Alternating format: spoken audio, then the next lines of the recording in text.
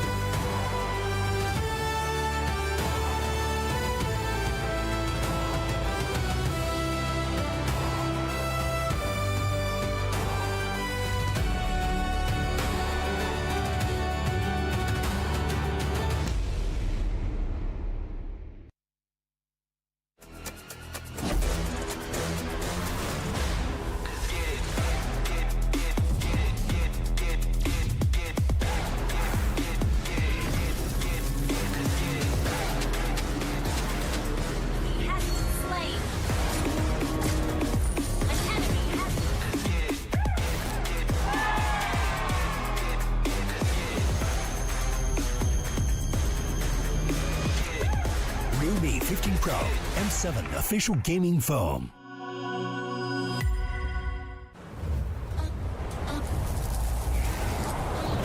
Just sizzle, got a crew so hot, no riddles. It's 0 to 100, no middle. That's right, that's right. When I walk in the room, everybody gonna watch us. R to the I to the S to the E. Gonna shut down the apps if they tryna get past me. You can watch us sizzle. We're making this drop go triple. It's 0 to 100, no middle. That's right, that's right. When I walk in the room, we rise as one. Got me wild and free. Now watch us stay fly. Doing it like I do. If you're rolling with me, the best team that unites. When I walk in the room, everybody gotta watch me sizzle. Got a crew so hot, no riddles. It's 0 to 100, no middle. That's right, that's right. When I walk in the room, everybody gotta watch us. R to the I to the S to the E. Gonna shut down the apps if they tryna get past me. You can watch us sizzle. We're making this drop go triple. It's 0 to 100, no middle. That's right, that's right. When I walk in the room, we rise as one.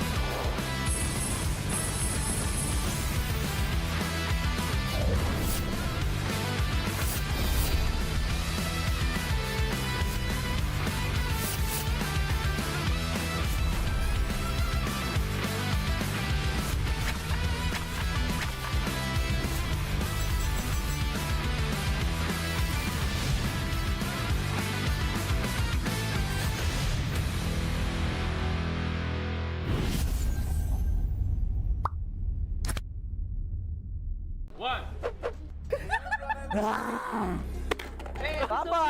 King, not working. Again, try again. Welcome to Strongest Brand. Let's begin the first round. It's about history and geography related to MLBB. Okay. Stand by. 3, 2, 1. I think... Pass, pass! Melissa, Melissa. 2, One, hey, Melissa. Melissa. Hey, hey, hey. Melissa. Wrong. Oh. 1-1. Correct! No! It's okay, we give them the first round. Yeah. Maybe you faster, bro. 3, 2, 1. Sorry, Mang Blas. 5, 13? D. B. D. Okay, let us see the answer.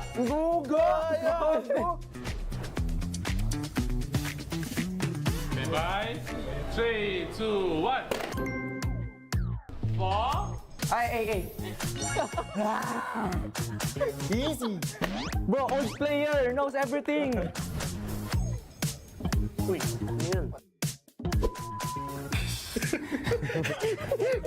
3, 2, 1.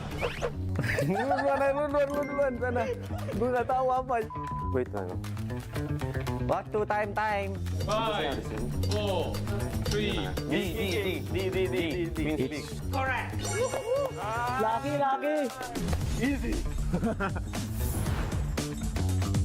Okay, Matt. Matt, you good at Ito, math? Matt, pre.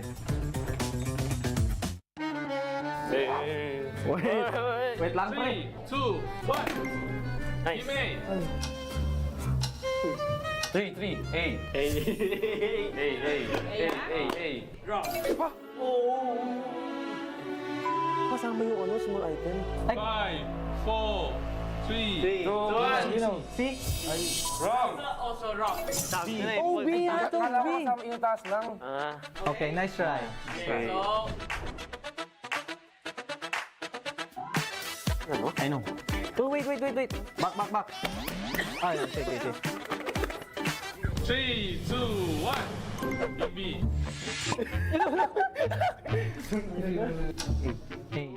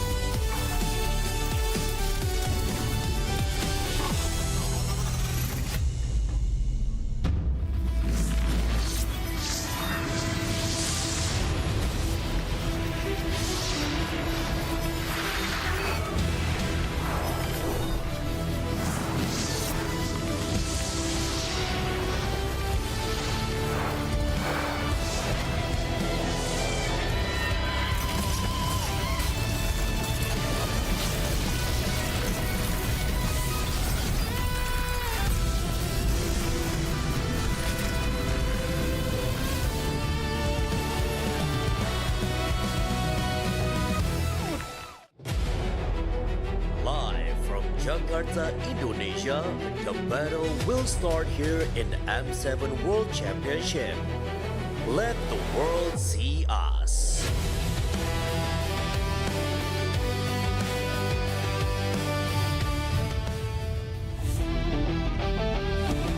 Ladies and gentlemen, welcome to the M7 World Championship Knockout Stage.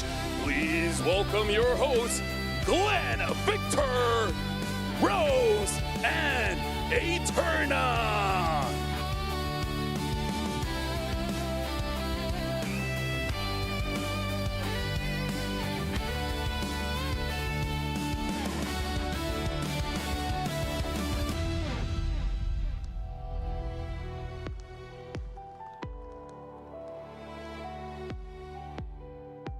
Ladies and gentlemen, back-to-back elimination matches are upon us once more.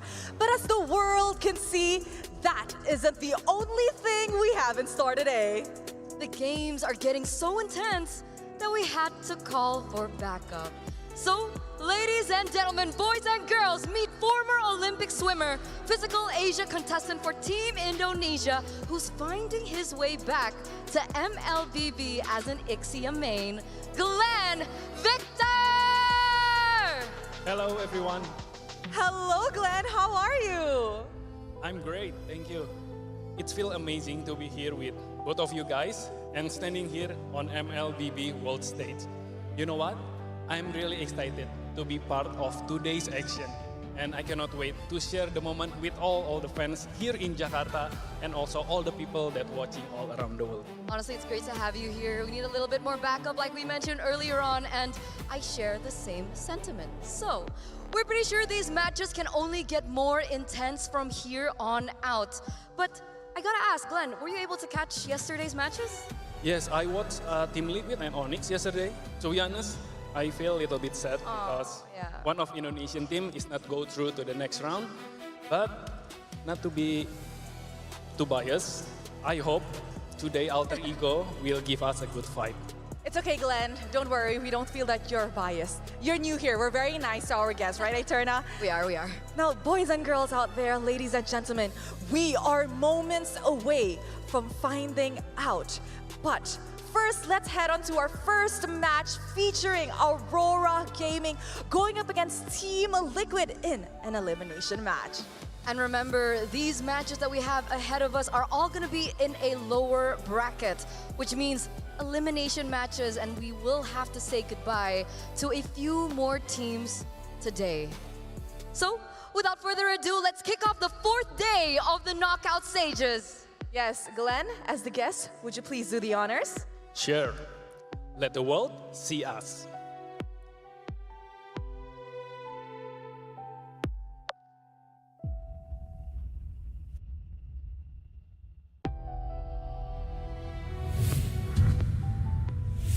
Thank you very much, Eterna, Glenn, as well as Rose. Looking like a K-pop star already. But here's the thing, before we even start the day, let me introduce our casters. They'll be doing all the best of fives for today. We got Brigida, Trex, as well as Mirko. Now, Brigida, here's the thing. I hope you're feeling okay. You've been sick for the past few days, but legit, how do you feel right now? I am feeling, oh no. Oh, there's the sound, but okay. No, I am feeling okay. I'm very, very excited to witness what we are about to see here as we venture into the remaining matches of the lower bracket. I know it's been very, very intense for some of the matches. We've been through extremes, long games, and I'm looking at Trex here who's been through that, you know? Oh yeah. Now, here's the thing, you know, you're sick, so try not to push yourself too much. We want to see you all the way to the grand finals. Now, Trex, here's the thing, even though you did have the longest game, but the thing is, when we were casting, it didn't go all the way. It's only when we're not here, it went all 5 games. So do you feel like today we'll see the games go the distance, or is not even go to 5 games? I hope it goes to 5 games. As you know, I love MLBB. I want a bit too much. I want 10 games today. Oh, 20 plus minutes every single one. Let's do this. I mean, like, you're the one casting, so I feel like that's perfectly fine. Speaking of casting, Mirko, yesterday you had the honor to do Aurora going up against SRG, went all 5 games. What do you feel about that matchup yesterday? Yeah, I think it was a fantastic matchup. Again, something that we were already expecting coming into the upper bracket finals was it's going to be close. I don't know who's going to make it to the upper or to the grand finals first. It was very, very close for Selangor Red Giants to be the first Malaysian team ever to make it, but it was the narrative breakers, the Northern Lights that came up and they shone brighter than SRG. You know what? Thank you very much. Very, very love the energy. But now we're going to look at the panel here. We got Leo as well as Gideon. Now, here's the thing, Leo. I've been looking at social media, and you were very subtle about it, that you were quite excited that Aurora made all the way through to the grand finals. Now, just in case if our fans didn't catch that one, out of all the 5 games, which game would you actually recommend for the viewers to check it out? I'd say watch Game 5, wherein the Akai led Aurora through a journey through time. Again, it's like we time traveled through the prime of MPLPH's greatest hits. And I think, how long did that last? That was a 20-minute game? Yes, 23-minute game. That's worth every single second. Shout outs to you guys as well. You guys called Akai before the draft even starts. Now, Gideon, we're looking at the knockout stage. Tell us the story of how it has been since the knockouts have started. Oh my lord, the knockouts already started with an epic Swiss stage where we were seeing, at least from the drawing section, the ID versus ID, the PH versus PH, ended up turning this entire tournament into a lower bracket hellhole. Everybody you see in the lower brackets are champions in their own right, absolute monsters, but only the best can survive, and that's what we saw between TL and Onyx ID. Same goes for TS facing off against the Young Gun Galacticos, and now here we are at match 10 and 11 where we see Aurora Turkiye, after dropping a game against SRG 3-2, will be facing off against tournament favorites Team Liquid Philippines, and then the hometown heroes of AE will face off against Team Spirit. We're going to be looking at the schedule here, but right now we're looking at the lower brackets being scary because champions of Philippines, Indonesia, as well as Malaysia is there. But Leo, talk to us about Aurora as well as Team Spirit, because even though they're non-Southeast Asian teams, but oh my goodness, they are amazing so far. Allow me to address the less obvious fact here. The shadow of the giant looms over this matchup. The first best of 5 still has SRG all over it. Aurora took up to the limit, and SRG put Liquid in that weird spot in the Swiss. So if you're gonna put 2 and 2 together, Aurora might actually get Liquid in a spot where they're not comfortable. We might go all the way here. Yeah, and honestly, I'm also looking at Team Spirit going up against Alter Ego, because it does seem like going up against Indonesian teams, if you want to brawl, all the other teams are much happier to brawl. And I kind of feel like that's kind of in Team Spirit's own spirit, honestly. But yeah, now we got to talk about the first matchup here. Team Liquid going up against Aurora Turkiye. And remembering back, Aurora Turkiye had a lot of pressure, especially from mid and the jungle, going inside the jungle of Selangor Red Giants, making it very, very difficult for them to really do anything. Do you feel like they can do the same thing against TL, though? Well, I honestly think that it's definitely possible, but really, I feel like it boils down to the draft, right? Everybody seems to be playing in a very similar manner, with the laning phase affects the way the junglers and the trio in the mid look to rotate across the map, because every single time we see a poor early game from any one of these teams, it's just a dominating victory as time passes. Usually by 13 minutes, you have a clear indicator. Well, gentlemen, we're not here just to talk about the games or the players, because we got to talk about the fans as well, because some lucky fans actually got a special tour backstage with Visa. Here we can see them having the time of their lives, really looking at the player rooms, maybe even some production areas. Haven't met our lucky fans so far, but shout outs to Visa, shout outs to VV. Basically speaking every language on earth. Feels very comfortable to talk to our fans as they're moving around the stage. V has international appeal all across the world. And of course, our 50 lucky fans got that exclusive look at the M7 backstage, right? It's not only looking at the player rooms, they're looking at the areas which these players take a rest in, where they discuss their battle plans, and even checking out what's going on behind the scenes of our awesome stage. They even got the hottest seats in the house. They got to experience what it's like to be on the VIP platform and meet the players who are competing here today. They actually saw, you got pictures with Aurora Turkiye. Yeah, and it's amazing because even we haven't explored that far. We're like, talent room? Here. And Liquid, they got pictures with Liquid. We never take pictures with Liquid. But yeah, anyways, now we got to talk about this game. Let's talk about Aurora here. Like, what do you feel Aurora could do to actually have a pretty good chance against Team Liquid? Because so far, if you want to talk about weaknesses of Team Liquid, there's really not much. Yeah. The Liquid weaknesses have been exposed by SRG and Aurora PH, so that's why they're a little more dangerous. But if you're going to ask me how they can take this all the way, I'd say adjust your expectations. If you're looking at Aurora Turquie's preparation, it's very specific. You look at how they attacked SRG, it's a very different pattern from how they attacked everyone else. Now they have to adjust again. They have to look at more than just the mid trio and actually consider what OHEB and Sanford are up to. Yeah, we're going to talk about this because there's no way across. If Aurora Turkey wants to make it past this, they have to go through the final boss. Now, Gideon, it's very weird having a team in the low bracket, and we keep calling them the final boss. But with the performance that they've been having, yeah, they deserve that title. No, they absolutely do. And I think that doesn't really change too much considering that the losses that we did see them actually take within the Swiss stage. I think that it's one of those few things where it's just, I gotta try and push the meta as much as I possibly can, because after their win over the Sky Kings, it's looking kind of grim, because that was a dominating victory, and most people thought that it was gonna be a lot closer, maybe closer to a 3-2 or even a 3-1. And that's why people are saying an angry Liquid is a scarier Liquid. They've lost twice now in major matchups, and them going through the lower bracket isn't even a bad thing. It's actually something that has proven through history, if a Filipino team goes through the lower bracket, whether they are a favorite or not, it usually leads to good things. This is nothing new for Liquid. Even Carl TC specifically, and Sanford, and JP and Sanji, they've been here, literally. Yeah, and the thing is, like, there's no way to say it, like, in a good way, but basically it's just like, you get more practice. And that sounds weird, but really it is the case. Sometimes you just need that warm-up. You got to test a few strategies to see if it works, especially in the best of 5. You can afford 1 or 2 losses just to see whether this strategy works out or not. Even Team Liquid losing a game against Onyx yesterday, but then it's like, okay, you know what, experiment's over. We're going to close it out now, and it becomes a 3-1. Now, before we check out Aurora going up against Team Liquid, we actually have prepared a special video just to see how it has been going on behind the scenes between both teams. So we're just waiting on that for now. I'm really looking forward to see if Aurora is able to actually catch up with Team Liquid, because again, as the final boss, I want to see if they can do it. But looks like the video is ready, so we're going to check out Aurora against Team Liquid.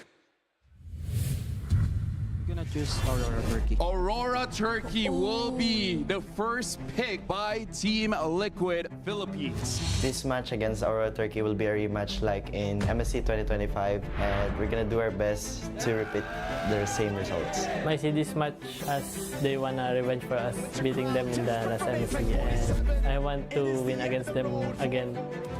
MSG was completely different. The games were ending so quick that we cannot see. I think it's gonna be a tough match because they're the last world champions. They're one of the scariest teams here also because we saw their potential against the SRG and we're gonna respect them. Aurora Gaming, look the Giants in the eye and tell them match! When I saw the performance of Aurora versus SRG, I was feeling very proud of them. I think they improved a lot in terms of drafting, and also I feel like they're not scared to play anymore, unlike in the MSC playoffs. I feel like right now I can see their confidence is really high right now. Daha rahat hissediyoruz çünkü bu bootcamp sürecimiz çok fazla zaman aldı ve diğer başka turnuvalara da katıldığımız için daha çok tecrübemiz var ve alışığız şu an ve daha iyi hissediyoruz. Evet, metayı biliyoruz şu an, daha iyisini yapabiliriz ama daha yani tam olarak. Team Liquid has started as a team with the best micro mechanics. All of their individual players can make individual plays that will make the team good. They're micro-based team actually because like they can make insane plays. They have good communication, very good skill castings, but we improved our macro and we can deal with them. I think the strengths of Aurora Gaming is their early game aggression and also their mechanical skills. I feel like it's a very mechanic game you're gonna see in this upcoming matchup, and we're just gonna beat them in terms of mechanics and also the macro. I think this match will be so intense. My message to Lunar is that I'm gonna try my best to prove to you that I'm the best explainer in the world. MSD'ye bakılırsa şu an o kadar güçlü durmuyorlar çünkü meta ve draftlar çok farklı olduğu için onlara uygun olmadığını düşünüyorum. We're just gonna show them what's the mindset of a champion.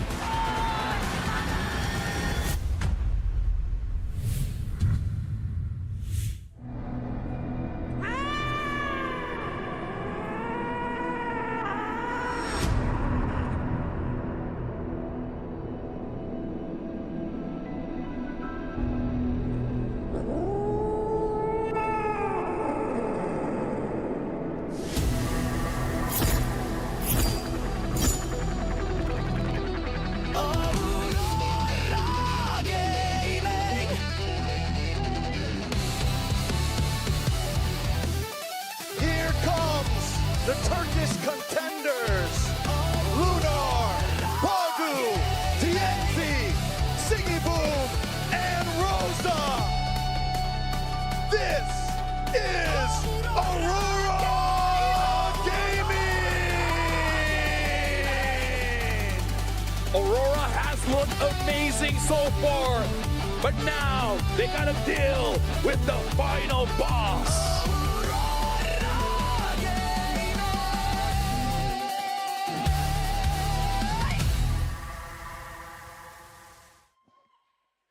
And now introducing their opponents, the final boss.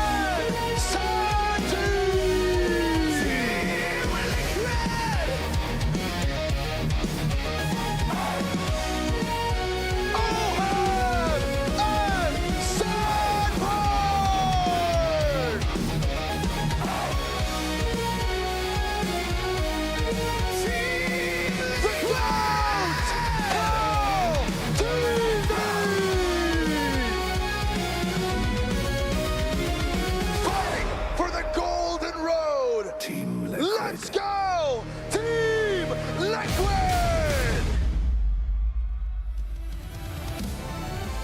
And now with both teams are up on stage, this is again another elimination match between Team Liquid going up against Aurora Gaming.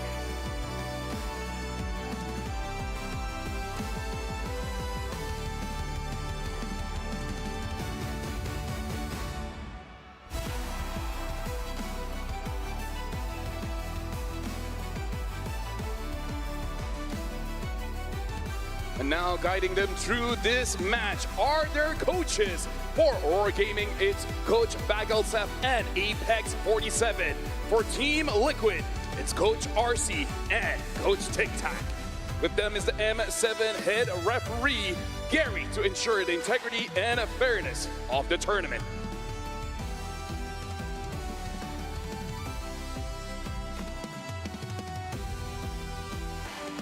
And now, ladies and gentlemen, give it up for both teams. Aurora Gaming going up against Team Liquid. We honor these athletes up on the stage. This is an elimination match, best of 5. Good luck to both our competitors. And now we're going to be talking about both teams here. We're going to be looking at the lineup coming in from Aurora Gaming, Lunar, TNZ, Rosa, Pago, as well as Sigibum. And I got to say, everyone's really stepped up. But after watching that video, we got to see how Lunar really matches up against Sanford. Because Sanford is saying that, I want to show you why I'm the best. Locally known as Bizim Çocuklar. All over Turkey, fans are cheering for Aurora Gaming, whether they're here, whether they're back home. Tienzi is an amazing jungler. He doesn't play the normal heroes. It's actually hard for Liquid to define, are we going to play on the utility spectrum? Are we going to play an assassin? Or is he going to try to play his Guinevere, his Harley? He's actually played 8 in their whole run here in M7. And that's not all. He's got backup coming in from one of the strongest mid-trios we've seen here in the competition, with Rosa #1 amongst all mid laners with the highest damage per minute. And not even that, Sigubum #1 among golds when it comes down to tower structural damage. Yeah, it really looks like they have an idea here where Rosa is going to be the carry while Sigibum make sure he gets the objectives. Now, again, the final ball team of Liquid, Sanford, Carl TZ, Sanji, JP, as well as Oheb. And as much as everyone has been performing, what really has been impressing me is JP, especially when he gets that Cho. It really does feel a bit unfair. And when Cho gets into the hands of JP, it enables the cores. I'm looking at Carl TZ, the GOAT. He's gone through a career renaissance. Back then, when he first won his 2nd World Championship, yes, his 2nd World Championship for the first time. You can only do that once in your whole career. He was a jungler, utility jungler. He wanted to take all the damage, but now he's all up in the gold. He's got #1 in gold per minute and gold per game average. Which again, in this current metagame, not easy to do. We're not seeing the gold per minute go anywhere past 800 or even 900. We're still staying above 750, and even then, that's an impressive score for the greatest of all time. Which is honestly quite impressive coming in from the teams, because we actually have differences of 10,000, 11,000, 12,000, 14,000.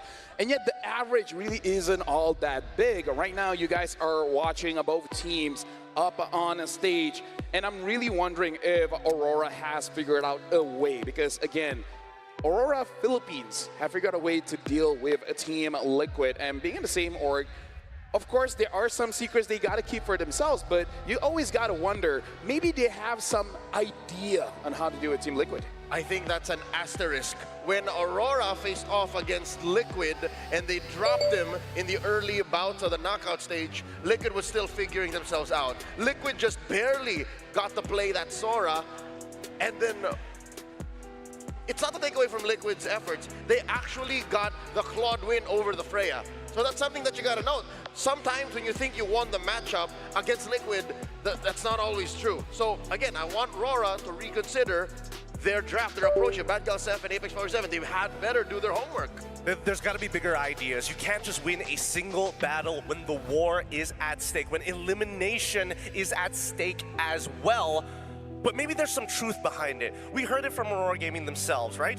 TL might not be well suited or well positioned in the current metagame, and that's why they were soul searching throughout not only Swiss stage, but coming into the first rounds here, we are seeing them trying to push that limit and maybe find themselves in this new tournament metagame. Something that we do have to see if Aurora Gaming will be respecting the Claude, because so far Oheb has been winning all of them, 5 games, 100% win rate on that Claude. So I'm sure a lot of teams have tried using the Freya, but I really feel like it's not a matchup that the hero just wins by itself. It really does depend on how you use the Freya. So we're seeing a clear signal for Aurora. You don't want to risk that Claude. Just the same as Coach TikTok and Coach RC should heed the warnings. Watch out for Lunar's Uranus. 100% win rate now. It's a soft counter to Carl TZ's Yusen Shin. The Uranus is so tough, the Uranus is so chunky, he can just get in your face, cancel all of the passive damage you get by changing range. So these are 2 big heroes that I think you should watch out for in red and blue first phase prio bans. Well, ladies and gentlemen, we're starting off the draft here. It looks like it is going to be expanding rivers. And just a quick note so far, at least here in the knockout stage, blue side has over 60% win rate. When it comes to the red side, only 30. So even just by that statistic, Team Liquid is already looking pretty strong in the draft. They're looking extremely well positioned overall. And since now we are back on that blue side, once again, the argument is still going to be, resonating with a lot of the fans out there. One of these sides need to be conquered, one of these sides need to be flexible, but it really boils down to what are those big play tickets, right? What are those big ticket heroes, and Sora just happens to be one of them. Yeah, and nowadays it does seem like ever since Innocent has shown that Sora is actually quite strong in the gold, it makes Sora more tricky for you to prepare against, because before it's like, yeah, most probably he is going to go EXP, but now you just don't know. Yep. Especially yesterday, O had an amazing game with the Sora. And you get heat checked. Can you play Valentina XP? Can you play Valentina Gold? And if ever you do commit to Valentina Mid, what other value are you going to get? It's definitely a game of chess and resources. And look, by picking the Pharsa, they're riding that we are a better mid-trio wave that Aurora has started against SRG. And I love this commitment to Yi Sun-shin that Carl DZ is showing. It's like, I don't care about the Leomord. You, as long as they don't get the Uranus. I don't know if the Uranus is worth picking in Red 3. Yeah.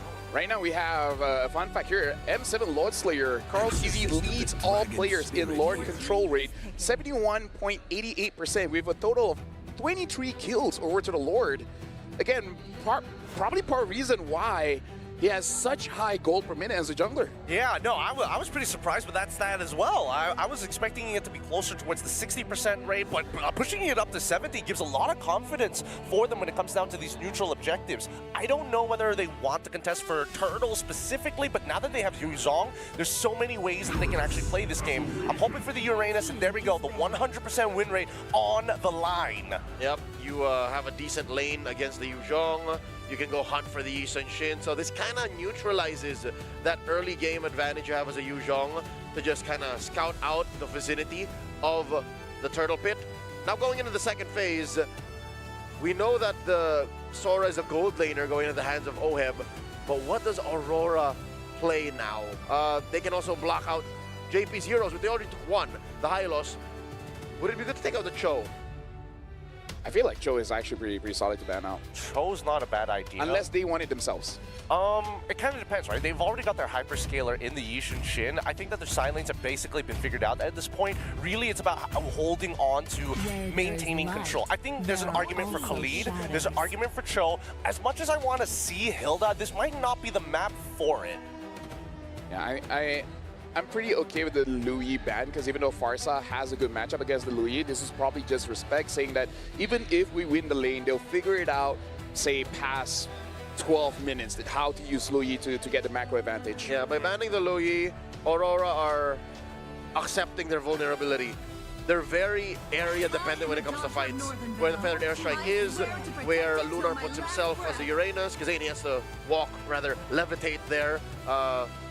With purpose. And then the Leomord, if you hit the Phantom Steed the wrong direction, even if you do get a movement speed buff, you're kind of lost. So they want to take that away from Sanji.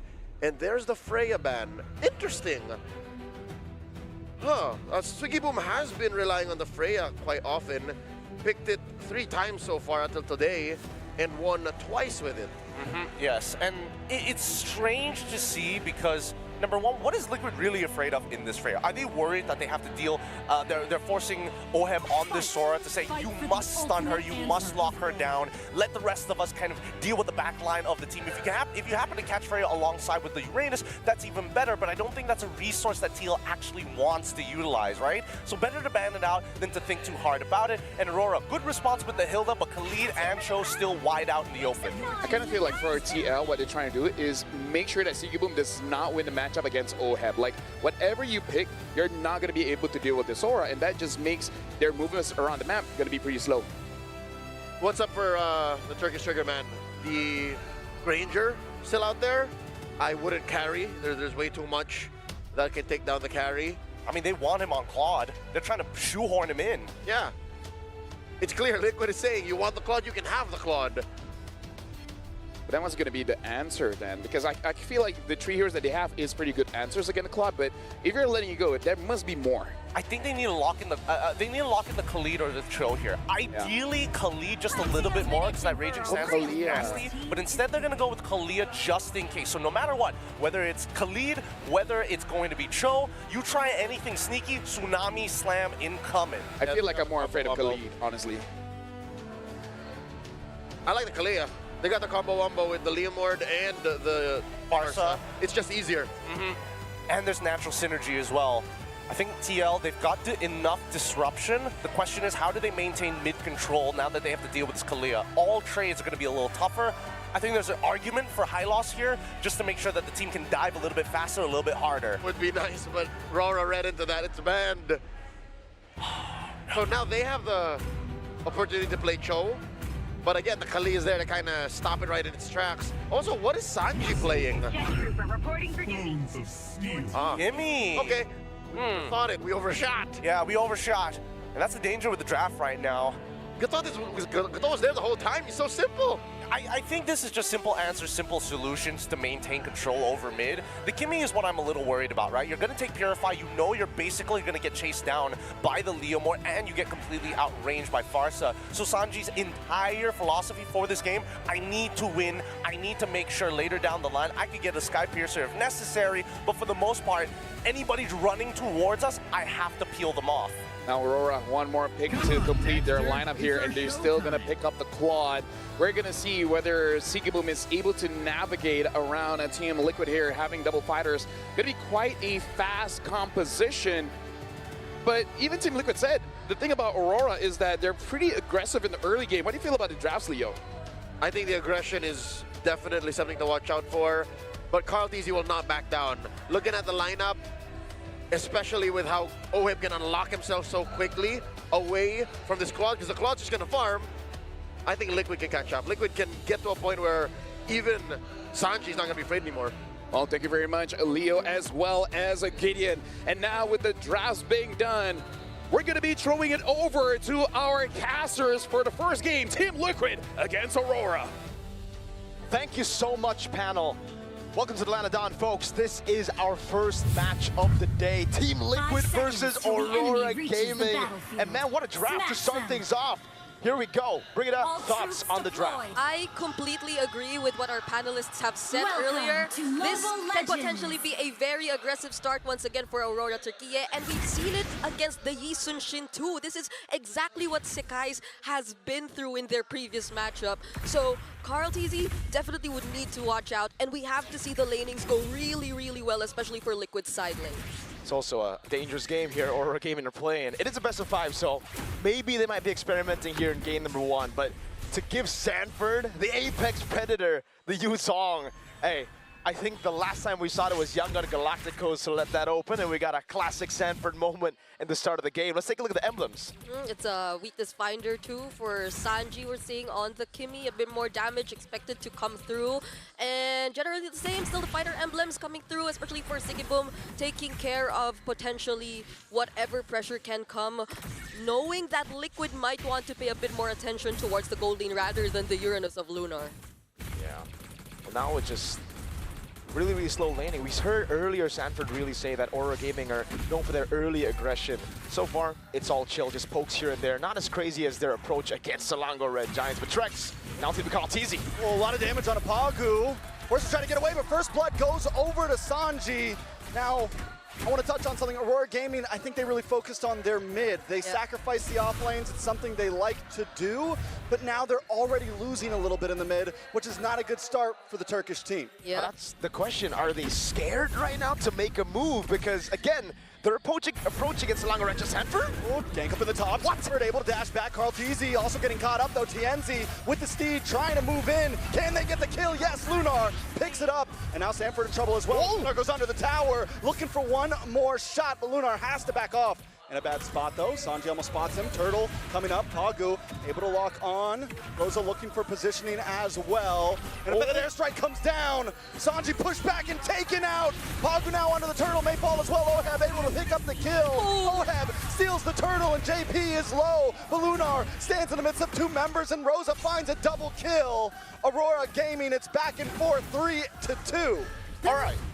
That could have been really good for Aurora already. Even though they lost Pagu, they were able to shift their attentions towards the EXP lane. And again, the EXP laner here, the Yuzhong of Sanford, is one of the biggest conditions you have to take note of when it comes to the Turtle. But Oheb, close call there. But speaking of Oheb, he literally turned things around in that fight.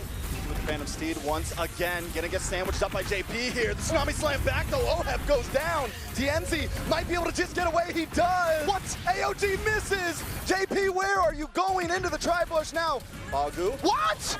Here up on the top side though. A gank on a Sanford. You mentioned aggression, Mirko. Well, Aurora Gaming is bringing it. Hey, early on I was like, are they scared to make a move just because they're up against Team Liquid, such big names, a lot of pressure? Then they were like, no, we were waiting for the right time to strike, and they pounced on Team Liquid. Man, it really looked like with the first blood, Liquid had it under control. You would see the classic Filipino, all right, let's stay it slow, but TNZ. More damage, JP brought low. Trying to get some health back, but it's 4-1, and there's just no escape. JP pushed back once more with an airstrike. TNZ gets the kill, and now Lunar's passing, but wait, the damage from Carl Teasy. Just too much. They get a good trade 1-1. What a traction pulse from Sanji to save Carl Teasy there in a tough spot. And Carl, with the instant, he held onto the Mountain Chakra for so long so that he can combo in together. And therefore, these two backliners can just back each other up. Yep, fortunately, Liquid are always ready whenever the fights happen in the mid lane. But whenever we see the fast rotations come into play, and Adora taking advantage of it once again. Whoa. Oh. That's two ults. They baited out two big ultimates. AOG down and the Black Dragon form as well. And look at the timing. 1 second for the turtle to spawn right now. Aurora Gaming, they got a resource advantage, but they still gotta be careful because TNZ used the Phantom Steed. Yep, JP doesn't have the AOG either, but there's the Mountain Shocker already. Will they actually go for this? Slam doesn't use it. Finally catches Sanford. Sanford able to lock on Rosa with a flicker back. Siggyboom comes in with a blazing duet. A lot of damage lands onto Lunar. Lunar needs to try to back up. Turtle does go into the hands of Team Liquid. Nobody goes down though. Yeah. It works so well when Liquid are at least prepared or together as 5. Oheb, we saw it happen earlier too during the first turtle. He was able to save things for Liquid. The gold lead right now existing in Aurora Gaming's hands could have been so much more if only Oheb didn't take away that turtle and a couple kills. Now Oheb. In a bad spot, TNZ should be able to get away from this. Wait, no, Rosa shows up to the party. AOG does catch on to Rosa. I mean, the back and forth, the trades right now, these teams are reading each other so cleanly. Non-stop action. Should be okay. Lunar brought down to 50%. Carl Teasy might want to try to push this. Lunar backs up with the consecration. Yeah. Should be good. Non-stop action, bro. Non-stop. Two teams just want to go ban for ban everywhere on the map. They're so instant in the reactions now. Tsunami Slam with a Purify. That's about it. Let's take a look at the item builds here at the 5-minute mark. Okay. I kind of get it for Aurora Gaming. This is really a fast rotating lineup, but if we were to take a quick look at the items here, Pagu affording to go for the Oracle first item. I know this has been a thing for Kalea for the longest time now, but I think this also signifies just how confident they are in terms of playing the early game. They just really need to go for the amount of sustain that he can offer, especially knowing that there's no reliable burst damage just yet to come from Liquid. Oh, but with the setup. Cloud brings back Rosa. Rosa taken out.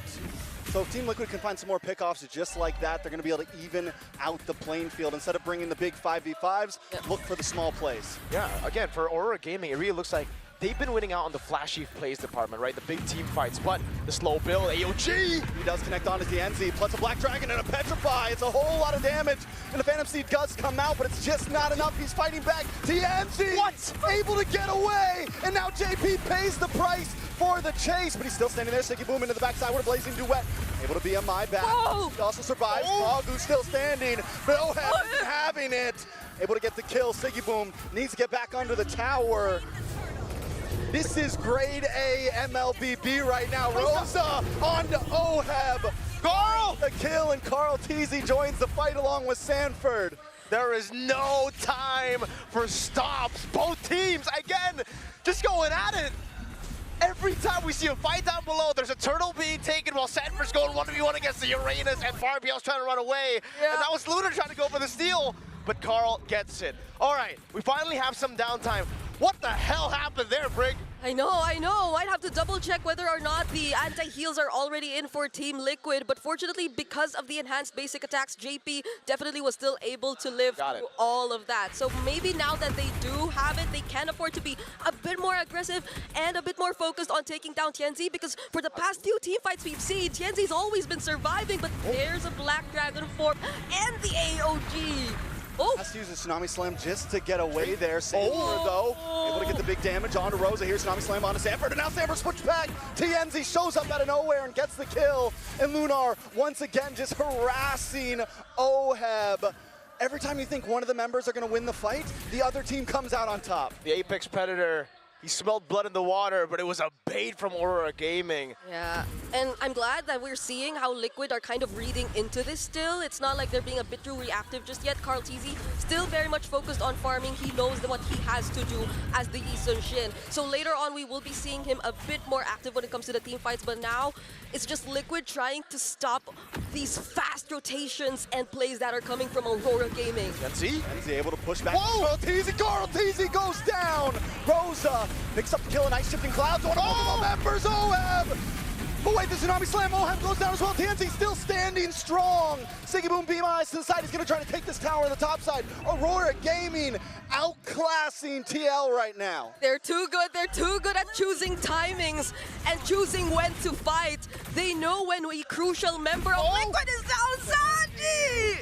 Might not be able to get away from this one. Another airstrike wipes him off the map. Rosa, TNZ, everyone are playing so darn well. And we understand again that, hey, we didn't get to see the Leomord first from TNZ this tournament, but he was the first guy to bring it up back then when no one was playing it. So when he got back on the horse, he was like, I got this. This could be, is probably, I don't know if we can refer to the panel, the best Leomord performance at M7 so far. TNZ, we know him for, again, the last loss, the Joys, the Fannies, as of recent, but he's back on his signature heroes. I'm just wondering when the Amon's gonna show up. Tsunami Slam. Agu able to get the pick on Oheb. Oheb might not be able to take this. Gets away, but Lunar tries to grab him, has to back up, and AOG defensively from Team Liquid. Aurora Gaming now waiting for the Lord to come down on the top side. Okay, this is the 100% win rate of the Euros that we're talking about here. Lord still full HP. Rosa! In a little bit of trouble, forced to use the flicker back. Lunar brought down to about 20%. Able to just get away. Aurora Gaming just playing the range right now. TNZ comes in with a Phantom Steed, brings him back into the feathered airstrike, a shifting clouds from Oheb, but is it enough? Tsunami Slam. Sanford now into the back line as well. Black Dragon goes out, Oheb goes down. TNZ able to get the kill, and Aurora Gaming are advancing. They got waves. Siggy Boom's on the base already. One more base turret left. My gosh. Right, a nice Tsunami Slam once again lands on Sanford, and Sanford is gone. It's 3v5 right now. Aurora Gaming with an 8K gold lead and a wave coming in. Okay, Karl'Teze and Sanji are there. They still have ways to clear, but Rosa! Strike. They won't be able to defend. TNZ takes out JP. Another wave of minions coming down the top side. It's Sanji, Karl'Teze up against They're on it. five. If there's a team that could do it, they could try. But Siggy Boom with a blazing duet to clear out the map. They lock onto the base and they take game number 1. 10 minutes and 54 seconds to deal with the final boss. Aurora Gaming with their new version, a refined version of the draft, of the playstyle that we saw from them against Selangor Red Giants. It was a bit too similar to what we saw yesterday against SRG. And SRG definitely were able to adjust, were able to take their time. But if we were to observe Liquid and their game so far, the game ones are just so important for this team. And for you to take it away from them in that manner, that's definitely gonna affect them in some way. You know, we've seen so many teams try to pull off the Leomord Pharsa combination with a nice tanky mid, and it seems like Aurora Turkey has just mastered it. They're one of the few teams that can get away from it. What's up with the Auroras, man? I didn't think I would be able to see the Northern Lights all the way in Indonesia and Southeast Asia, but again, it's both Auroras doing so well. What a performance in game number 1, an absolute stomp at that against Team Liquid. We're gonna throw it over to the panel here to see what they have to say about this game, because they probably have a lot to say, let's be honest here. My God. And what do you have a question for the panel? My question for the panel? Yeah, throw a random question. Riggy. How did that happen to the Yu Zhong? Yeah, how did that happen? Well, thank you very much, our casters. That was an amazing game. And yes, I have a lot of questions. And to answer our casters, we are getting some stats of Leomord all across the board here in MS7. There's a few things that I really want to touch on. But first, I feel like the broad thing that we can discuss is that Aurora seems to be very familiar with the habits of Team Liquid, because across the board, TNZ, Pagu, it looks like they were able to get major ults before even starting anything, Leo. Yeah, just like how you deal with final bosses in yay old video games times, you gotta buy that thick book, like a strategy guide, and that's what they found out. Again, Team Liquid has been on a rampage for the better part of the past year, and they saw their tendencies, they saw their weaknesses. And to answer the final question before they threw over to us, how did that happen to the Yu Zhong? How was the Apex Predator put down a notch and almost seemingly put down to the bottom of the food chain? I'll tell you how.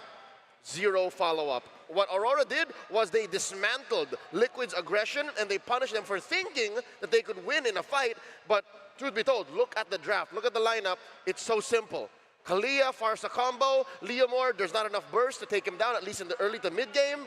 And then the rest just enjoyed what the mid trio set up. Yeah, I like it where they just play towards their strength, draft very simply. And again, it kind of looks like for them, it's like, you know what, Southeast Asians, they play very fast. So how about we just play faster? Because, again, the rotations coming in from mid make it so that the side lanes could not do much. No, that's exactly it, right? Because, again, the laning phase is so important for both of these teams. Notice the way that they're actually fighting is, hey, at a certain point, we can't just keep on sending resources and continuously trade against our opponent. What we do have to do is divide and conquer. Pagu doesn't necessarily need to be standing right next to Rosa, but in lane, they made sure that there were two peas in a pot to sell the idea. When you see Pagu, you think Rosa is very close by, which is why we saw that Sanford ended up dying on that top side. Unfortunately, yes, Luna got the better hand of him, but really, without that feathered airstrike, it wasn't going to happen. We're going to talk about Pagu and Rosa a little bit later on, but now we got to look at the MVP, and it's got to be TNZ on this Leomord.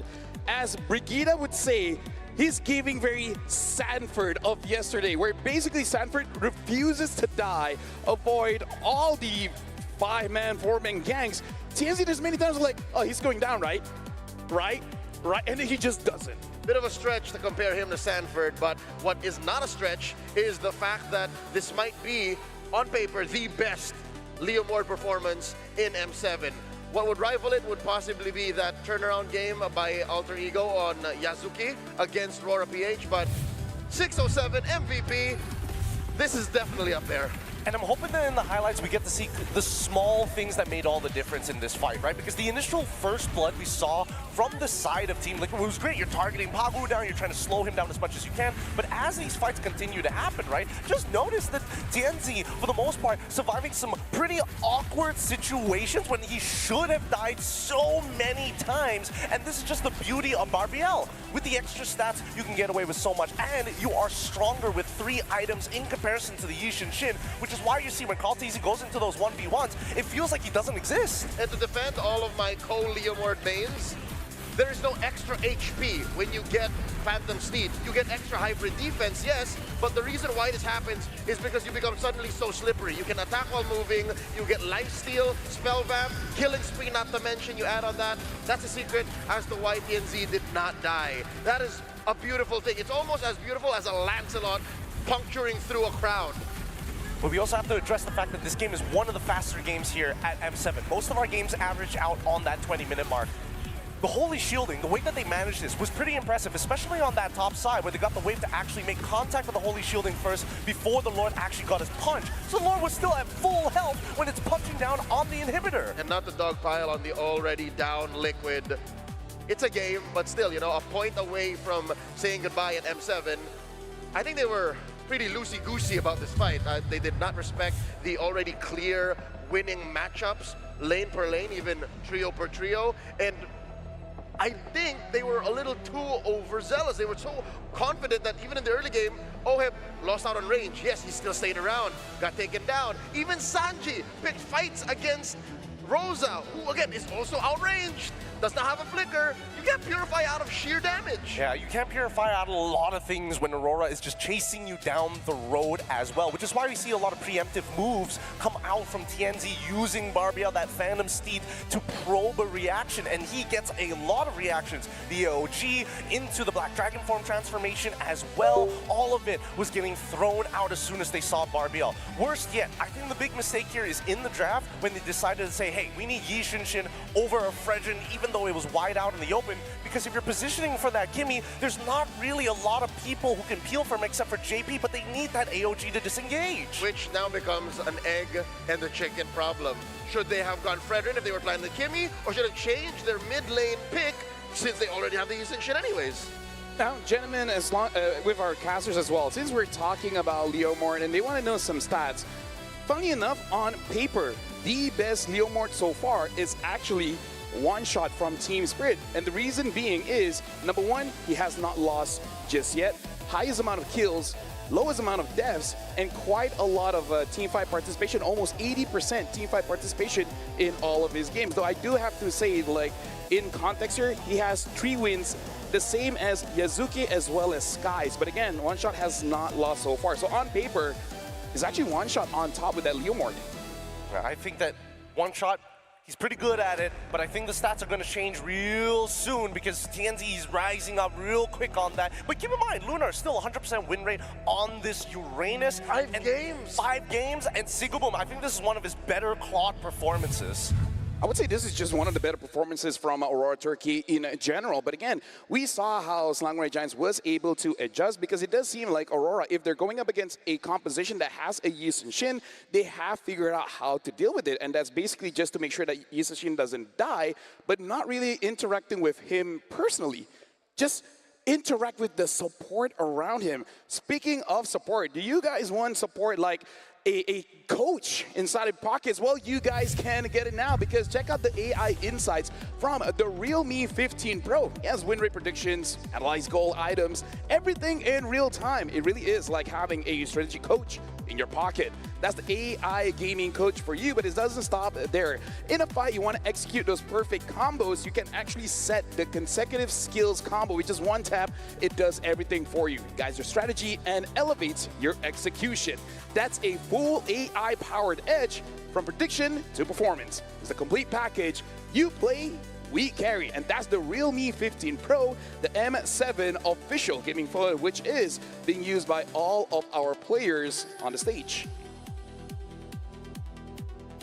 So much fun, so much fun. Great to have a phone of this caliber every day. And honestly, I don't know how many photos I've already taken on this bad boy, but it only gets better. The problem is that whenever I go traveling, my biggest issue is that I can't pay for these cool products. Half the time I'm like, man, I put my card in and it just doesn't work.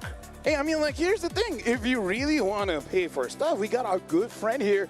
We got to talk about Visa, and here is V once again. This is V, our good old buddy here. And I want to see, like, which part of the world he has been to. I like that he brought our fans all across. So now I'm going to call in V to see what he has to say. 안녕하세요. 저 이름은 V예요. 저는 전 세계를 연결하는 비사에서 여러분의 믿음직한 마스코트예요. 빠르고 안전하며 스마트한 결제를 도와주는 곁에 있어야 할이에요. 쇼핑도 영상도 일상 속 작은 결제도 V와 함께라면 언제나 안심할 수 있어요. 자, 이제 함께 또 편리하게 즐거운 캐시리스 라이프를 시작해요. 앞으로 잘 부탁드려요. Nice. I wasn't expecting Korean V, but I didn't know. How many more languages does V have? Dude, a lot. Very, very feminine with that voice. You know what? Shout out to who voiced V. He's young. Very.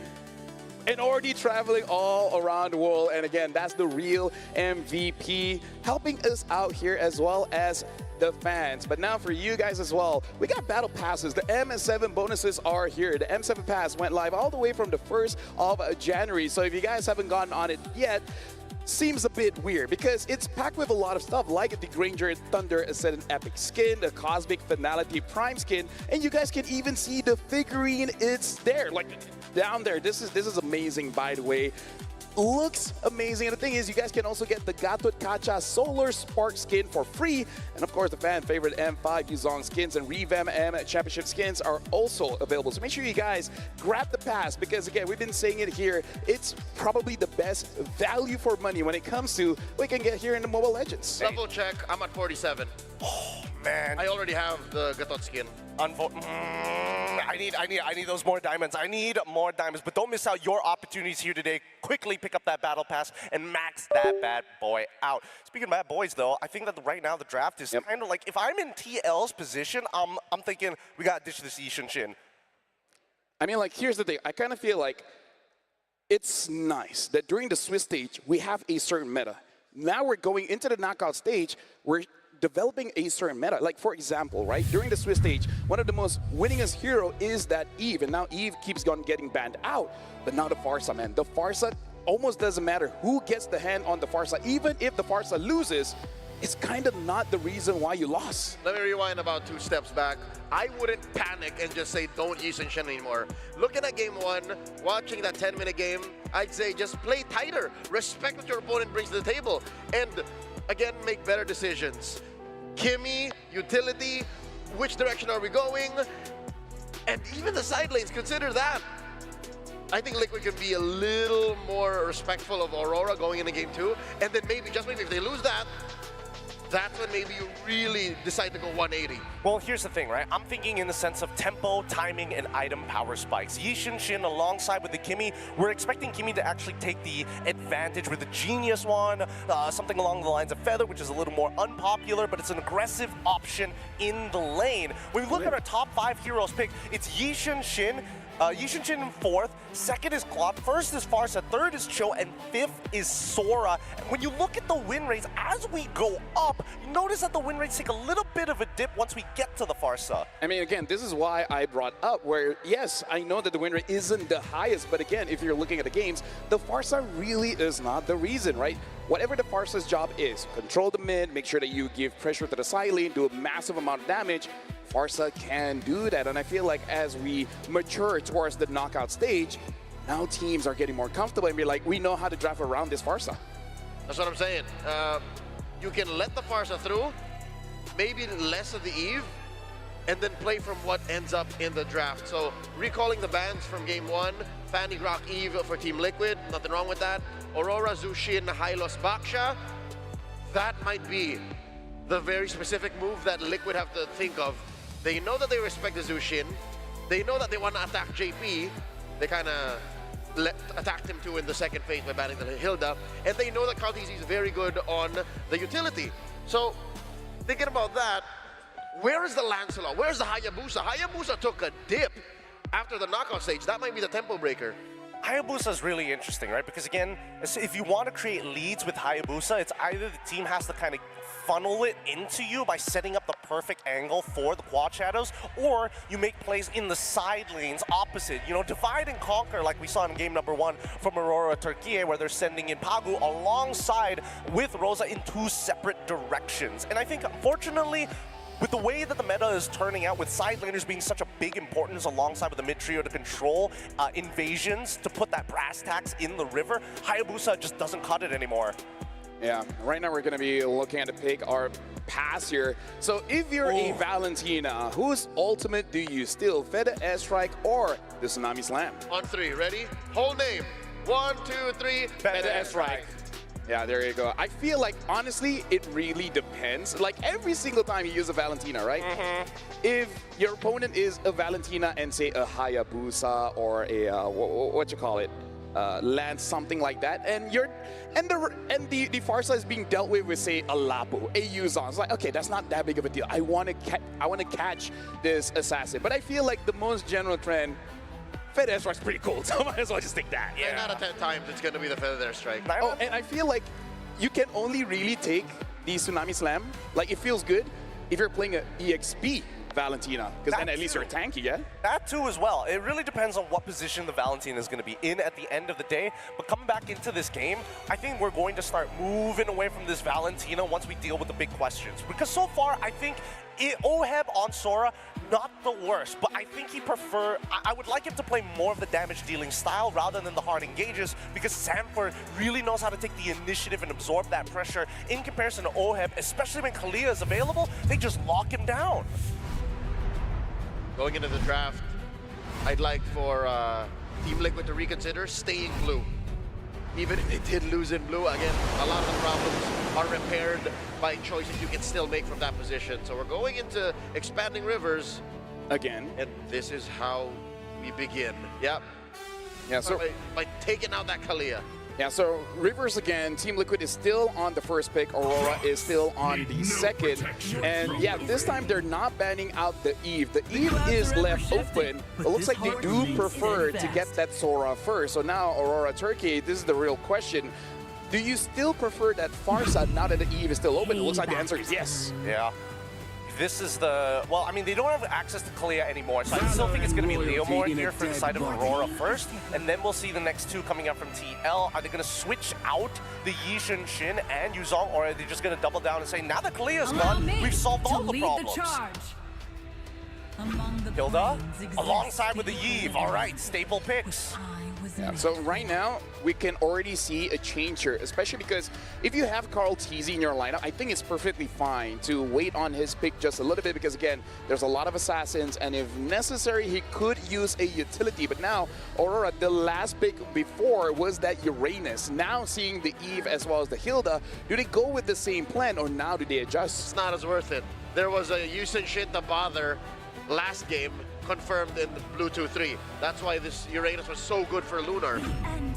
And I think that's right. You go for the flexible side laner, gold laner, XP laner. And honestly, still good against the Eve, right? They want to make sure that the mid is won. So this is probably the game plan coming in from Aurora Turkey, where they want to make sure that the mid is well controlled. What do you think about this, Gideon?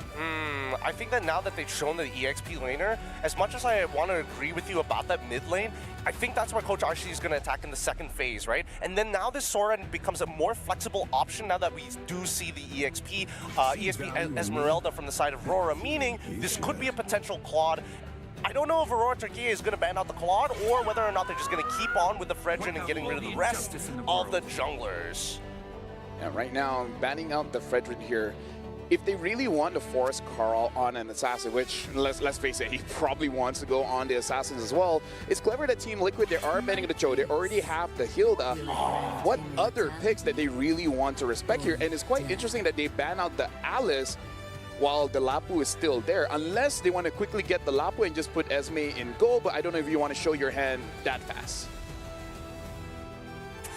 Ooh, yeah, I think they would have to, if they do want to hold it, Game 3 would make a lot more sense, but it really depends on the result here. This final ban from the side of TL is probably going to take away somebody who can use Concussive Blast. I would assume that Gatot would probably be in this particular position here if I were to guess. Gotta be another roamer. It's gotta be another roamer, right? Because Aurora will pick the last good roamer and then hide where the Esmeralda goes deep into red 5. Well, just a few seconds. It looks like they're banning the Claude instead. Probably considering they don't mind whatever roamer that is left for Pago here. Just not the Claude. But to be fair, there are quite a lot of roamers already banned. You got the Grok, the Kalia, the Cho, the Hylos out of the picture. So yeah, there's not a lot of options. There's still the Gatot, there's still the Khalid. I'm not so sure if there's anything spicier. I think they've used the Minotaur before, but this does not look like a draft that Minotaur wants to go up against. Yeah, for sure, for sure. Especially since Minotaur's healing only gets relevant after you're able to get the flask. But prior to that, you're just kind of waiting.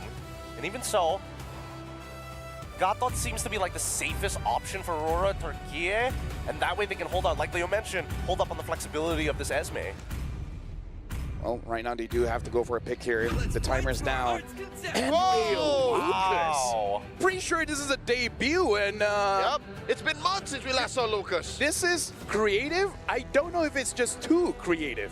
So Lucas beats Sora in lane up until level 4. And even at level 4, there's still outplayability for both sides. It's a very volatile matchup. It's depending on which form Sora ends up going in. If he goes into iframes and is able to dodge the Biju Beast bomb, assuming that he's going for the Naruto skin, then I think that he can win this matchup. If it's against the Esme, it's a little less impressive, but even so, you just know that Aurora not only want to win lanes, but create opportunities for Pharsa as well as Leomord to clean up shop. By the way, gentlemen, quick stat check here for our casters as well. Pharsa going up against Eve, it has been 5 games, and 4 out of that 5 games have been won by Eve.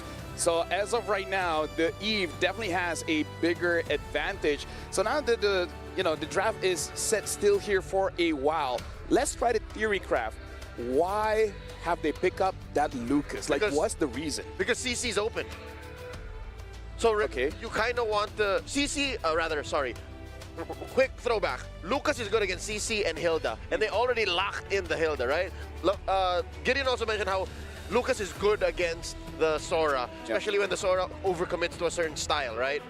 So by doing this, Rora has all of the incentive in the world to be creative and introduce a new side lane hero that could shake it up. So what if?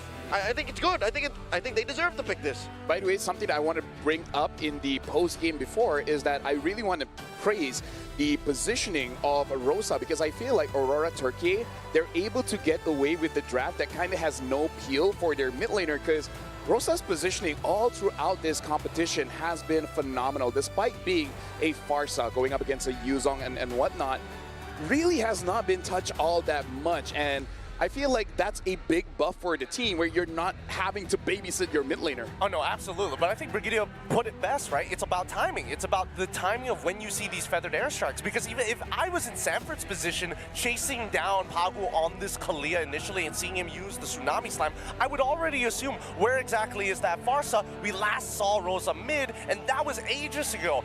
I would still commit to the fight. The feathered airstrike just covers a lot of distance, making sure that angles can be cut off, even when it's like basically outside of the boundaries of your screen. Oh. Claude ban, Alice ban.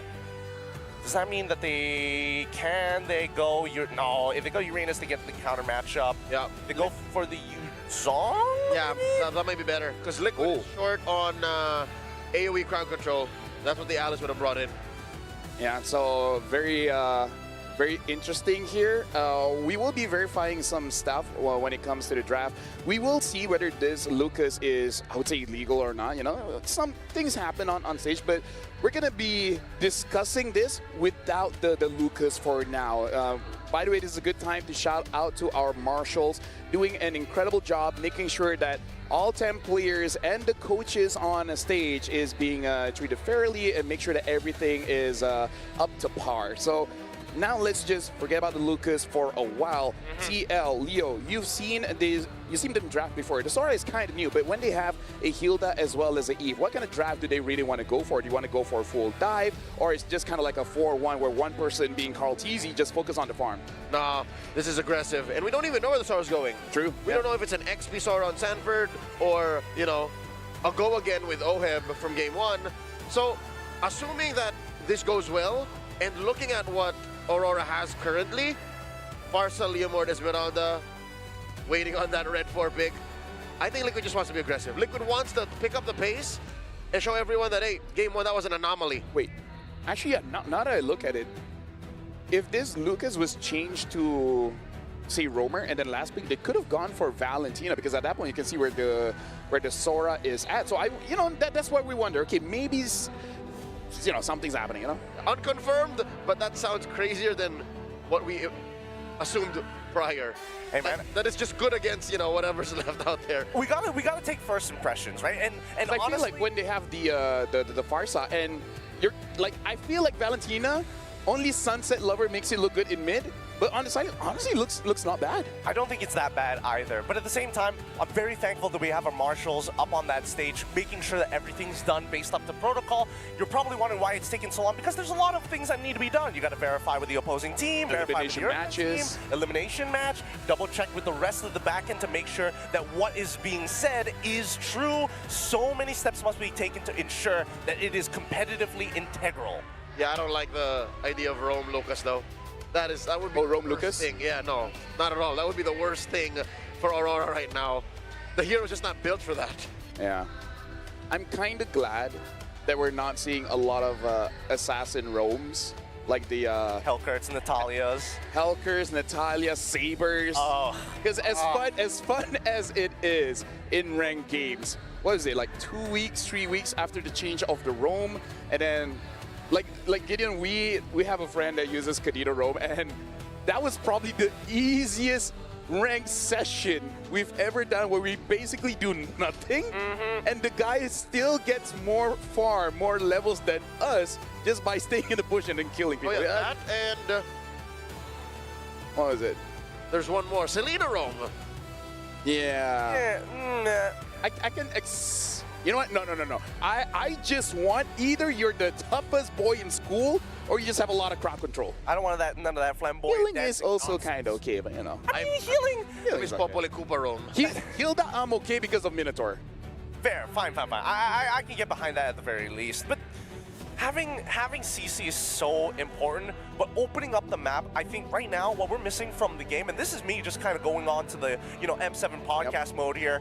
Yeah, we need wards. We need ways to open up maps more consistently and something that is interactable, right? And I think wards would be a really good idea for supports. Yeah, I kind of feel like that will soon be an activatable for, say, a roam item. Because before this, they did try it out with a spell, right? Yeah. And it's kind of like, it's weird. People still prefer Flicker, which, yeah. Facts.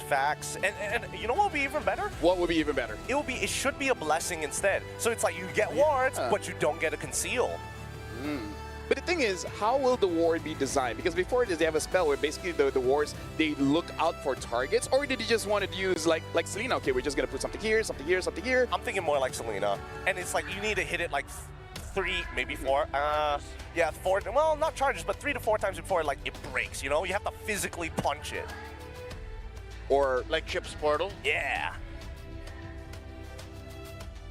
That was something that I was thinking of, because right now I'm actually do wonder what other mechanics can be introduced, because an upcoming hero is just a guy that freezes things. Yeah. Which honestly looks cool as hell, where you just trap one guy and everyone just shoots all their ults in that direction and be like, you know you're gonna die, just accept it. Or how about this? Instead of having a map rotation, you have interactable things to fight over in the map, which changes the structure of that sector of the map. Wait, what? So let's say like different turtles? Well, maybe not different turtles. More so, hey, you're fighting over a little neutral objective. Fine. But if you pick up a particular rune and you want to go to one side of the map, hey, let's break open the walls here. Let's use it on this one. Speaking of, the draft continues. Looks like the Lucas is locked in. And now TL, they fire back with a Valentina themselves, which means even the Valentina can turn into a beast. And they pick up the Yi Sun Shin.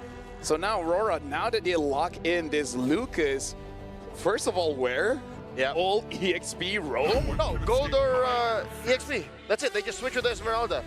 And they go roam Badang. I like this, but Liquid are playing a weird game of catch the Lucas. Where are they gonna send that Valentina? Yeah, I guess they might have to lane swap if they open up badly, if they get the guesses wrong. But I think importantly, this Badang is really good for 2 reasons. One, it's not only a great setter, but he has inbuilt anti-CC when you go for his ult. And I think, considering that Babu was able to use the Tsunami Slam to get away from Sanford earlier, I think he's got more tech in the bag. Gentlemen, looks like Lunar will be piloting the Lucas, going up against Sanford on that Valentina. Already sensing one lane matchup has been lost. This is going to be a very interesting one, especially after the domination from Aurora. For now, we're going to be throwing it to our casters and see how they feel about this Lucas pickup. I am very feel about the Lucas pickup right now. Now, okay, welcome to the Line of Dawn, folks, for game number 2. That's definitely going to be a good question to ask for the host later on. Doesn't matter who wins, right? That's a question to throw out. What do you think about the Lucas? What do you think, Brigitte? Initially, I would have felt that this could be an opportunity for Liquid to focus a bit more on Rosa and the potential shutdown. But given that there are so many fighters in this lineup, I feel like even with losing Rosa, they wouldn't be as hesitant to just keep on fighting. And we saw that happen already in game number 1. Yeah, I mean, we did. The panel before was saying they weren't completely against it. So whatever ended up happening, I mean, it doesn't feel like it's a bad pick completely. Yeah. Aurora Gaming, whatever their intention was, they need to definitely pull it together here. It's lower bracket, it's elimination. I still think they can play an aggressive game like what they brought last time. It just maybe needs to be approached differently. Yeah, especially considering that if you do go all out or all in this lineup of Aurora Gaming, then you have a very high chance of making Team Liquid very uncomfortable, especially in terms of positioning. And we've seen Eves struggle when people just keep diving onto the Eve, especially when they use the real-world manipulation. Yeah, interesting. It's a concussive blast Lucas, by the way, so he's really just looking for tempo on the map as he clears up the wave. Tienzi with a good gank up top. I honestly thought it was going to be the Brave Smite, you know, especially because he's up against Sanford on the Valentina. good take on the XP crab there, but also Pagu, pull yourself together. A very aggressive Damage on a JP though, gets the pushback, forces out the flicker.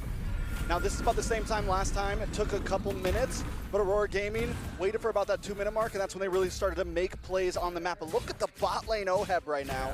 Yeah, we saw how important OHEB and his participation in the first few fights actually is. They need a bit more damage output, so his help would be greatly appreciated here. Pagu is also very low, so I guess this is a objective that will go straight over to Team Liquid. There you go. It's a free turtle to Team Liquid. And Aurora Gaming really, now, I don't know, I don't want to assume here, but the Lucas ain't Lucasin right now, and in the 1v1. I mean, it's literally Naruto versus Naruto right now. Lunar up against Sanford, and Sanford gets a Terrify. One more shot. Luckily, Lunar gets away, but watch for it. Sanford. Gonna go. Oh, he misses. Lunar, don't do it. Just chill. Great reaction, though. Lunar knew it was coming as well. He flickered out the safety. Carl doesn't get the gank. It's not Naruto, Trex. It's Naruto Sage Mode versus Naruto. Like, oh, my bad. Actually, it's KMS Naruto versus Sage Mode Naruto. But who's KMS? Valentina is just better. I am you, but better right now, right? Whenever you get the ultimates, even the Sora versus Valentina matchup is like that. So it's just such a huge anime fight that we are going to see constantly in the EXP lane if we get to focus a bit more. Oh, 3-man RWM. Rosa immediately taking out OHEB. With the clouds under the tower a little too long. TNZ actually able to get that kill, making it a decent trade. Rosa for OHEB, gold lane for mid. Yeah, and look at Sigiboom. Instant. Well, you don't get too much because you're an Esmeralda. But still, there's movement on the map, and yeah, that really shouldn't have been an okay trade for Aurora Gaming.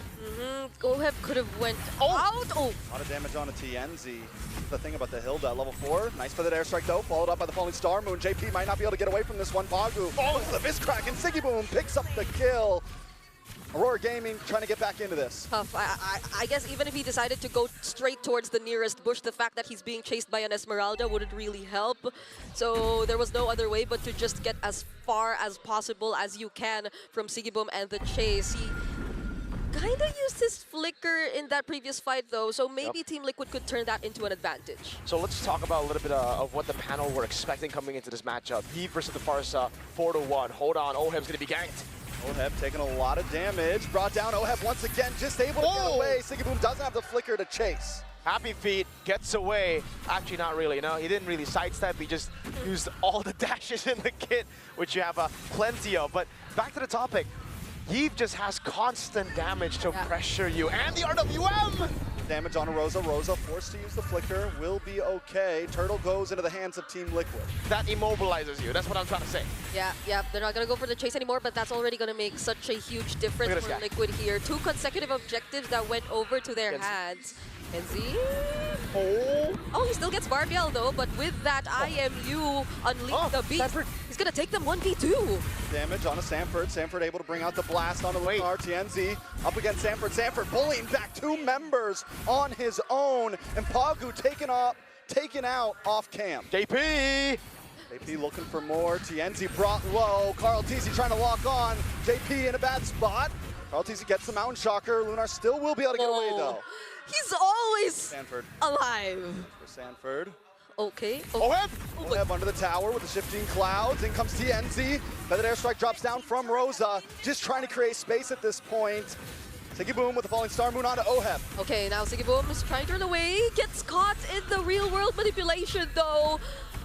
Fortunately, still has what it takes to survive. But yeah. Honestly, the way that Liquid are playing this lineup so far has been really, really well. They've been coming in from the most unexpected angles. Now it's Sanford once again on the Unleash the Beast. Ooh, onto the next target, but he's able to get back safely under the tower. Down goes Rosa. Sanford with the pickup. All right. Now they're trying their best to deny all the resources. This is not what Aurora has been through in the previous game. Another Unleash the Beast. They're going for it all in. Sanford picks up the kill. And it's Lunar down and return to tier 1. A lot of damage on a Pagu. We are back on the map. Sanford taking too much damage. TNZ picks it up. It's once again a bloodbath, a blow for blow as TNZ comes out on the steed, trying to create space. There's still one more turtle coming up soon. Uh-oh. Yeah, but they get the purple because of that, and potentially even the next turtle. So this is a lead that is slowly growing in the hands of Team Liquid, and I guess that was something that they afford to lose. Sanford, who can just really be the guy to force those fights under turrets. Yeah, perfect turtle, by the way, as well here. You can actually see that Team Liquid, with the pressure that they have early on in the matchup, like the panel said, a confirmed win for Sanford versus Lunar. Oh, Phantom Steed from Tienzi. You know, he was really trigger happy with the Phantom Steed in game 1, but that was when they were ahead. Now that they are behind, I'm not too big of a fan of this, and Carl goes over to Mountain Shocker. They want to gank Pagu. Pagu gets caught by the Mountain Shocker, taken out. Another kill for Carl TZ. Rose with the stun on to JP, but here comes Sanji into the mid side. Aurora Gaming on the defense majorly right now. Sanford able to dash in, brings out the beast. Oh, drops the bomb onto Rosa. TL continue to dominate through this game. Yeah. I don't know if this was an opportunity for them and they missed playing these kinds of heroes, or Sanford missed playing the Lucas, but every single time, even if he sees 2 or 3 members, he's not afraid to go at them and buy a lot of Time Lord space for Liquid. Now they're on to Tienzi. Oh, Sanji able to catch Tienzi. Tienzi might not be able to get a break. Oheb forced to use the Winter Crown. Lunar's waiting for him to come back. Lunar picks up the kill, feathered airstrike from Rosa, but Sanford gets the Clarify onto Rosa. Carl TZ into the backside. JP jumps in as well, gets caught with a fist crack.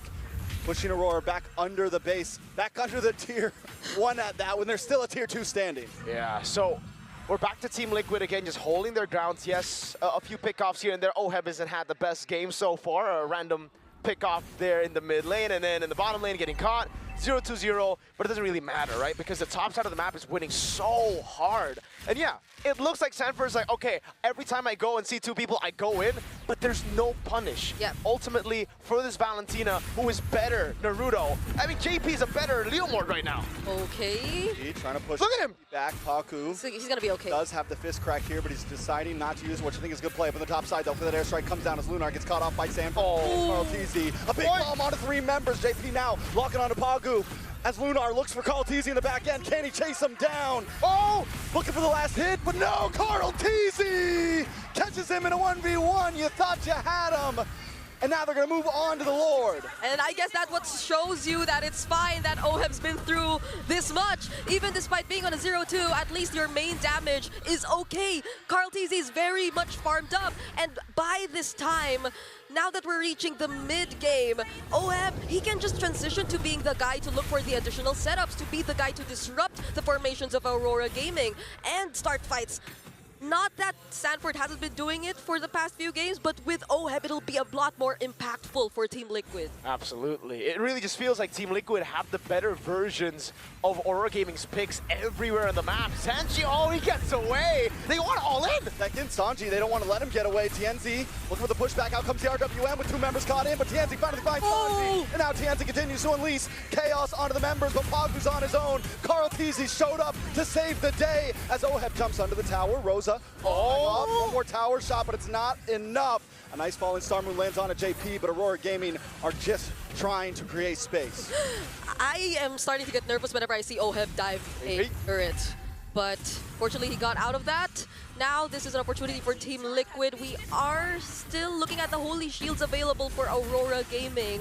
But with this much pressure at a 7k gold lead, they'll definitely take out some of that. Again, for Liquid, it's Sanford stealing away the ultimate, and now he's going to go rampage with a Lord charge in. Bird unleashes the beast once again, decides not to dive in, but in comes Oheb with a shifting cloud, does lock on to Siggy Boom, pushes him back, it's an all-in. Oheb falls, Tienzi able to get the kill as Sanford continues to unleash chaos onto Lunar. Lunar back onto the base, Siggy Boom caught off. And Team Liquid only lose 1. RWM? RWM onto Rosa, airstrike stolen, Carl TZ gets the kill.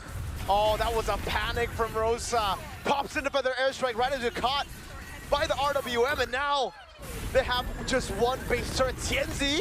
Tienzi help defend. Mountain Shocker does not land. Sanford to the backside, able to get the Terrify onto Tienzi. Dashes in. Maybe caught into a bad spot. They're trying to stun him. 1 more tower shot. Sanford almost still standing. 3 base turrets, Team Liquid. They're pushing in. They're stomping through. They want to get revenge from game number 1. But I can't help but feel now it really looks like that pick, the Lucas, was a mistake. After, you know, the whole pause, waiting for it, and now seeing it, just getting completely curb stomped. Look at the gaps between everyone. Again, Team Liquid just have the better versions of every pick of Aurora Gaming, right? It's the Valentina versus the Lucas. Yeah. It's Yi Sun-shin versus Leomord in this case with a Hilda, with a dangerous grass lane. Okay. Speaking of, Teasy should be able to get away from this. Rosa's trying to pincer him. Oh my God, Carl Teasy! He goes down, but he takes Rosa with him, and in comes Lunar. Sanji, JP, along with Sanford, want to lock on to Pagu here. Pagu's going to bite the bullet as Aurora Gaming lose 2 for Carl Teasy. And that's actually so value for Aurora Gaming, actually, right? Like Rosa 0-4 earlier, Pagu was 0-3, now they're 0-5-0-4, so no bounty at all for a 7-0 Carl Teasy, and they delay the game a bit more because I don't think Liquid can actually blitz the Lord. Yeah, unless Sanford like goes in 2v1, wins it again, then sure. yep. Not for now. They will buy a bit more time, but they can still afford to be the guys just pressuring Aurora and not allowing them to get out too much. They want to fight. In the Thunder mode, gets a lot of damage on a Siggy Boom, comes in, more damage on a Tianzi. The Steed comes out, that airstrike drops down. Sanford in the back line, just pushing Aurora Gaming away. We didn't have Carl Teasy, but they didn't need him at the time. Yeah. Carl Teasy is like an errand boy right now. It's like, go get Lord. Well, we got this game already. Yeah, look at where he is right now while Liquid are marching with a minion wave down bottom, just making sure Aurora don't get any close. And that's the Lord immediately over to their side, but they might actually try to go for something. Hopefully just not something similar to the last siege, because those are, I think, 2 consecutive mistakes that Aurora were able to capitalize on, which brought us to this point of the game. Yeah. They still have a Lord in mid, they have the waves coming down as well, so they can just play it slow right now, but they're actually constantly shoving in, so mid lane will be getting into the base quicker than the side lane. So again, Aurora Gaming actually still have a chance to defend this. No feathered airstrike just yet for Rosa. As Lord comes in, Tianzi brings out the Steed, tries to get the push back onto JP. Down to the boss side, Siggy Boom gets caught. Onto Carl Teasy, trying to get him. Siggy Boom, Lunar there as well. The bomb misses, and now Sanford's in the midst. Lord onto the base. Oheb up against 4. Sanji, Sanford want to try to close the gap. A really good job from Aurora Gaming at trying to focus on Carl! Nice fist crack, but Sanford able to flick back along with Sanji. They're going to look for the re-engage. Carl Teasy shows up as well. The Phantom Steed comes out and Sanford continues to shoot Oheb down. Carl gonna be caught with feather airstrike. Rosa! Carl Teasy taken out. Sanford as well. Aurora Gaming trying to turn this game around. It's JP and Sanji are the last ones standing. Team Liquid! Where is the discipline? They shoved in constantly. We were already talking about it.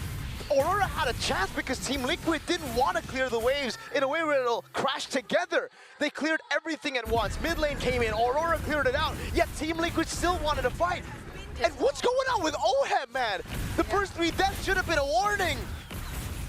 You gotta respect, you gotta be mindful. There's just so much ways for Aurora to go for the counter engage. We haven't seen the full potential of the Badang just yet from Pagu. That was just a single fist break that caught members of Team Liquid and forced them to finally run away. We're gonna take a quick look at the instant replay there. That definitely was a bit too extended of a Lord Siege attempt that we saw from Liquid. And this is the fist break, fist crack combo that we were talking about. Forcing out multiple flickers, yet Liquid still wanted to fight. But the most questionable of all was Oheb still standing under that despite taking the turret shots. And Carl Teasy, this is the point where you have to respect the damage from Rosa. You do, right? Like, he was 0-5. For the most part of this game, it was kind of like an irrelevant farsa, but once we get to a certain point, he's gonna start to hurt, and I think this is the point right now. Genia, he's level against Sanji. He was so behind the entire game. I'm telling you, that shutdown on Carl, that was big for the team because they were able to buy more time for Rosa to get to this point. For Siggy Boom as well. Holy Crystal! Starlium side. This is more of a damage-dealing Esmeralda than a tank. Yeah. Carl Teasy might want to be a bit more careful in terms of where he decides to show himself. Siggy Boom will definitely go for the chase. Or maybe that's also why Liquid are deciding to try and take down Siggy Boom first, because they know he's not fully tank. So they have a bit more capabilities to burst him down if they wanted to. But the way that the game's showing us, it's not exactly that. Siggy Boom, despite this build, is actually a bit more of a problem for Liquid. Wait. JP though, wow. That damage. Yeah, luckily no flicker used by Rosa. That would have been real bad. But you can already see, again, Hilda's kind of broken, you know? You can't just walk up like that. You need Pagu to help you, or you need to just form, but they're sneaking it! A lot of damage though onto Oheb.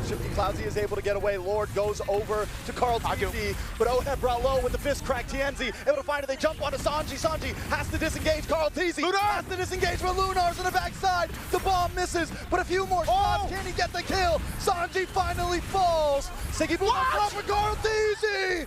Aurora Gaming don't want to give up.